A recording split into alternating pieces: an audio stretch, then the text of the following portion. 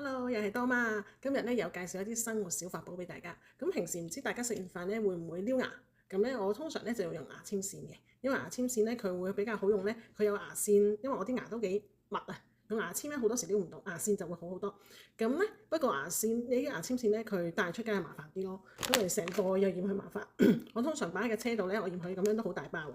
咁所以咧有個生活嘅小法寶就係噔噔。呢個牙籤線嘅筒，佢咧係個收納啦，佢透明嘅，所以佢睇到咧裏邊仲有幾多支。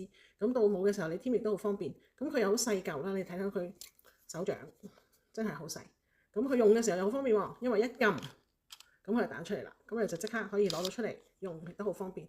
咁細嚿嘢咧，你擺喺你個手袋啊，或者擺個車度啊，都唔會嫌阻埞咯。咁又乾淨衞生，又可以保持我哋嘅牙齒健康。咁啊呢個非常之好，因為好少出邊都好少見到得賣，咁啊超方便，你快啲揾多媽買啦！